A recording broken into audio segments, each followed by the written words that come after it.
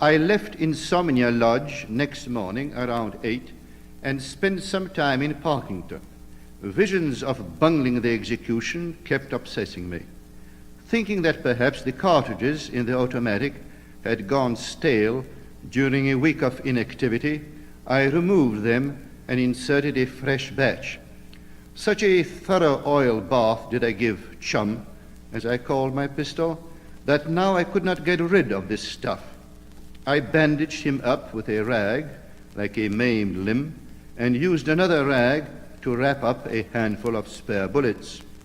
A thunderstorm accompanied me most of the way back to Grim Road, but when I reached Pava Manor, the sun was visible again, burning like a man, and the birds screamed in the drenched and steaming trees. The elaborate and decrepit house seemed to stand in a kind of daze, reflecting as it were my own state, for I could not help realizing, as my feet touched this springy and insecure ground, that I had overdone the alcoholic stimulation business.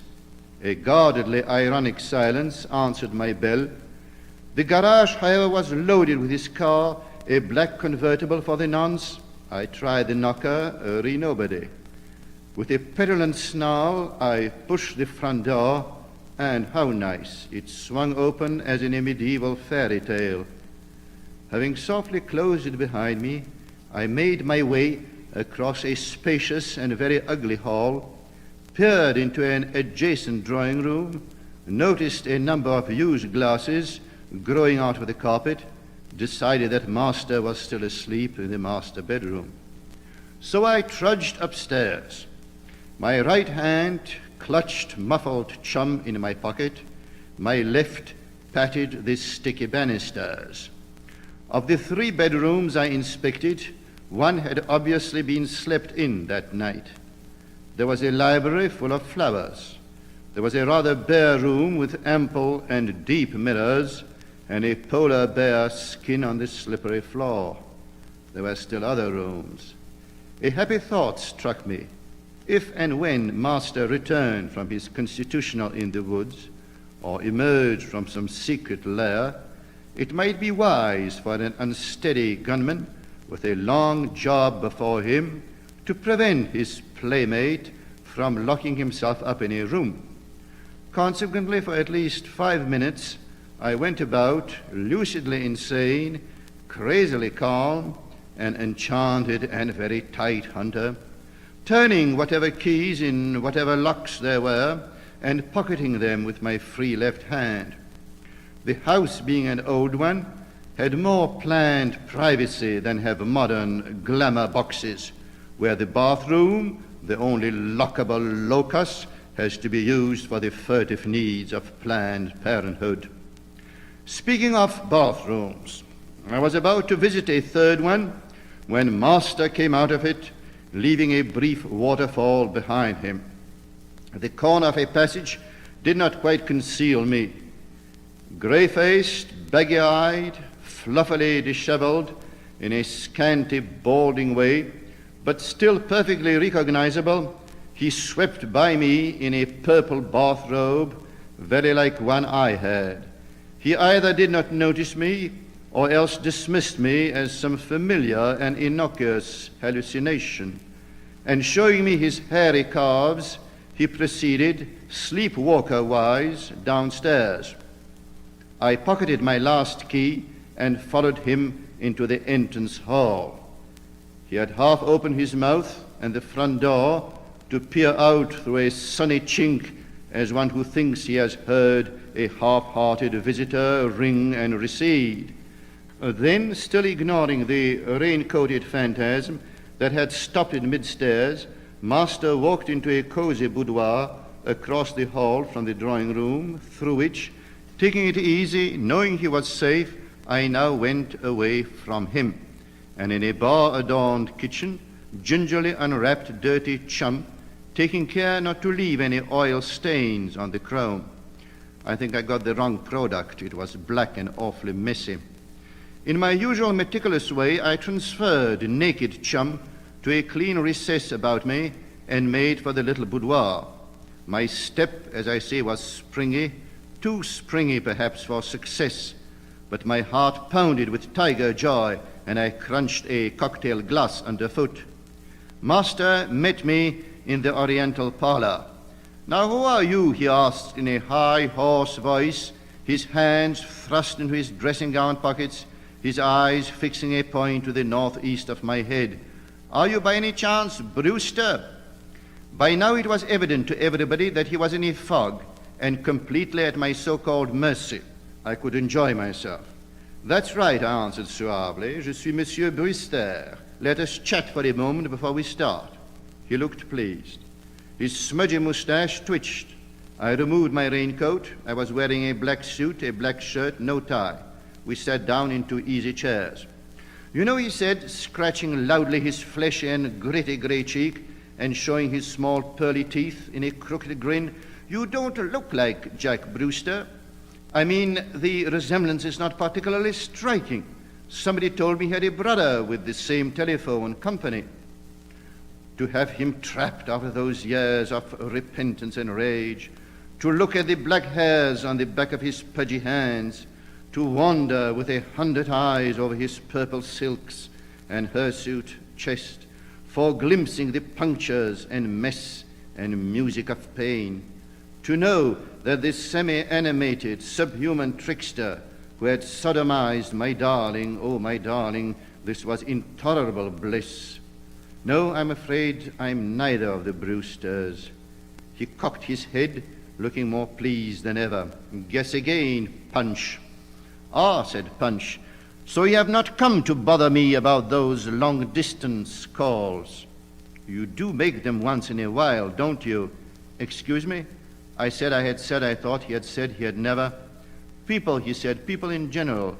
I'm not accusing you, Brewster, but you know it's absurd the way people invade this damned house without even knocking. They use the water, they use the kitchen, they use the telephone. Phil calls Philadelphia, Pat calls Patagonia. I refuse to pay. You have a funny accent, Captain." "Quilty," I said, "do you recall a little girl called Dolores Hayes, Dolly Hayes, Dolly called Dolores Colorado?" "Sure. She may have made those calls, sure. Any place, Paradise, Washington, Hell Canyon, who cares?"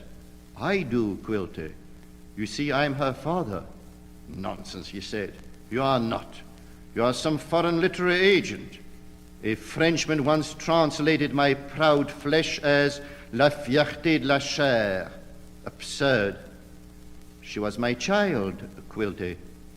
In the state he was in, he could not really be taken aback by anything, but his blustering manner was not quite convincing. A sort of wary inkling kindled his eyes into a semblance of life. They were immediately dulled again. "I'm very fond of children myself," he said, "and fathers are among my best friends." He turned his head away looking for something. He beat his pockets. He attempted to rise from his seat. "Down," I said, apparently much louder than I intended. "You need not roar at me," he complained in his strange feminine manner. "I just wanted a smoke. I'm dying for a smoke." "You're dying anyway." "Oh, shucks," he said, "you begin to bore me. What do you want? Are you French, mister? Voulez-vous boire? Let's go to the bar roomette and have a stiff." He saw the little dark weapon lying in my palm, as if I were offering it to him. "Say," he drawled, now imitating the underworld numbskull of movies, "that's a swell little gun you've got there. What do you want for her?" I slapped down his outstretched hand, and he managed to knock over a box on a low table near him. It ejected a handful of cigarettes. "Here they are," he said cheerfully. "You recall Kipling? Une femme est une femme, mais un caporal est une cigarette. Now we need matches." "Quilty," I said, "I want you to concentrate.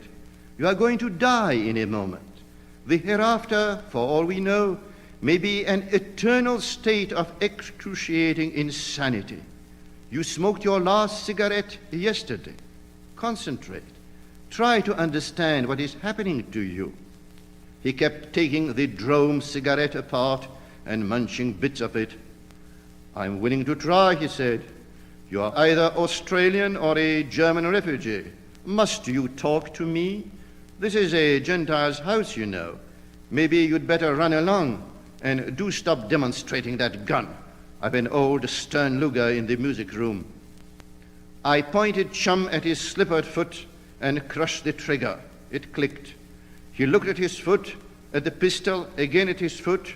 I made another awful effort, and with a ridiculously feeble and juvenile sound it went off. The bullet entered the thick pink rug, and I had the paralyzing impression that it had merely trickled in and might come out again. See what I mean, said Quilty. You should be a little more careful. Give me that thing, for Christ's sake. He reached for it. I pushed him back into the chair.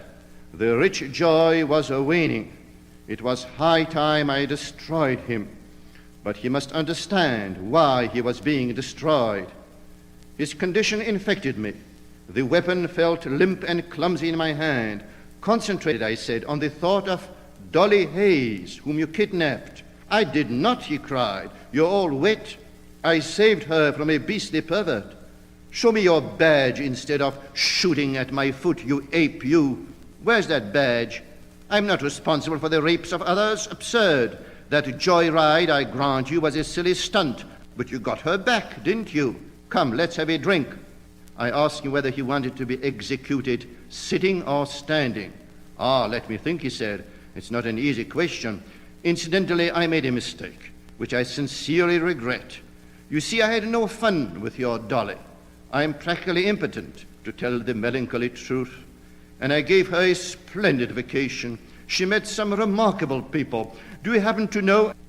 And with a tremendous lurch, he felt all over me, sending the pistol hurtling under a chest of drawers. Fortunately, he was more impetuous than vigorous, and I had little difficulty in shoving him back into his chair. He puffed a little and folded his arms on his chest. Now you've done it, he said. Vous voilà dans de beaux draps, mon vieux. His French was improving. I looked around, perhaps I could, on my hands and knees, risk it. Alors que fait-on? He asked, watching me closely. I stooped. He did not move. I stooped lower. My dear sir, he said, stop trifling with life and death. I'm a playwright. I have written tragedies, comedies, fantasies. I have made private movies out of Justine and other 18th century sexcapades. I am the author of 52 successful scenarios. I know all the ropes. Let me handle this. There should be a poker somewhere. Why don't I fetch it, and then we'll fish out your property. Fussily, busybodily, cunningly, he had risen again while he talked. I groped under the chest, trying at the same time to keep an eye on him.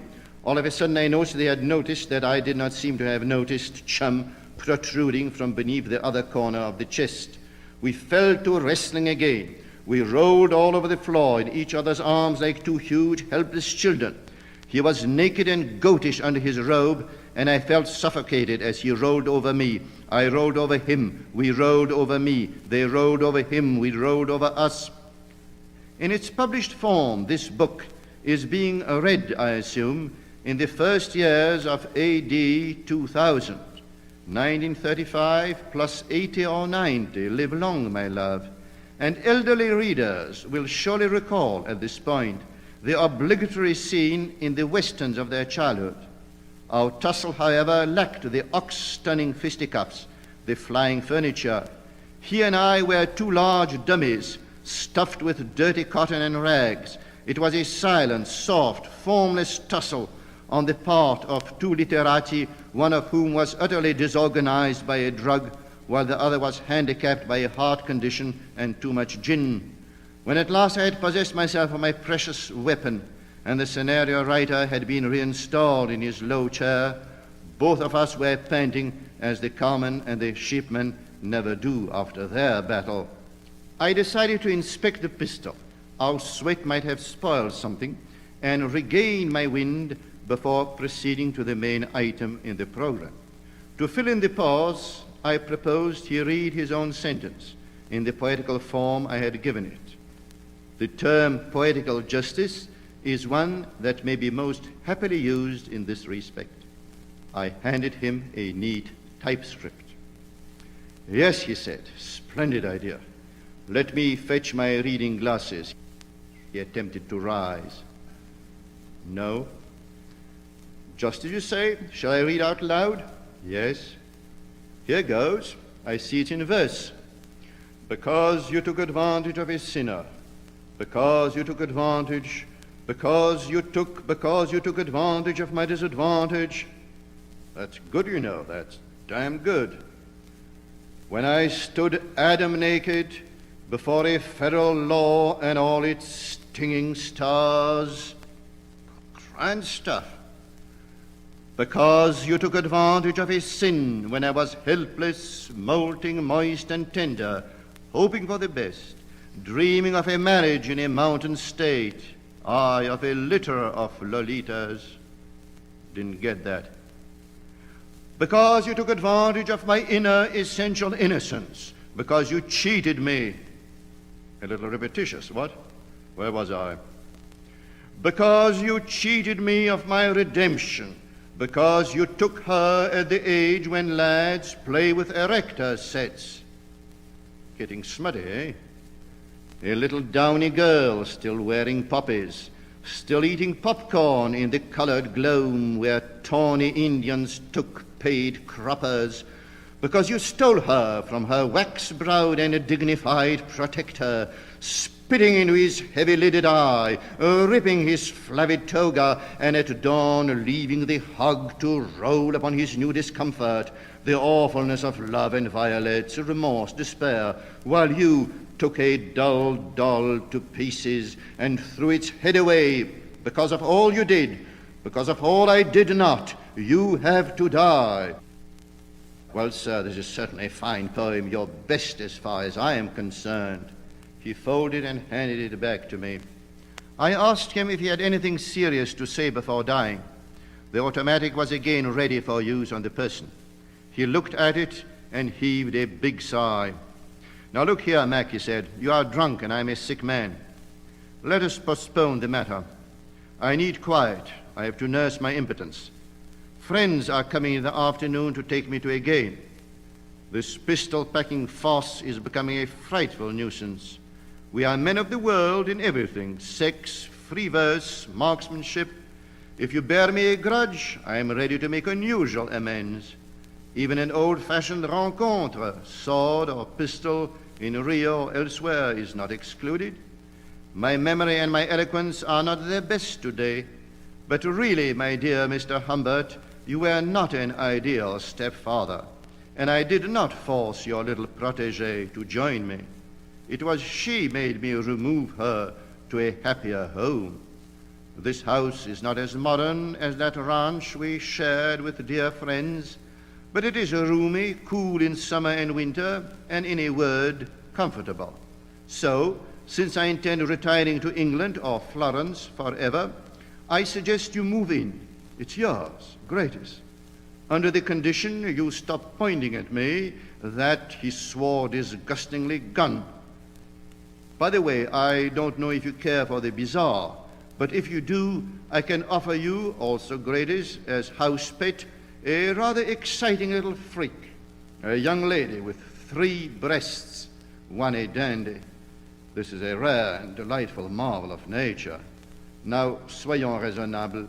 You will only wound me hideously and then rot in jail while I recuperate in a tropical setting. I promise you, Brewster, you will be happy here with a magnificent cellar and all the royalties from my next play.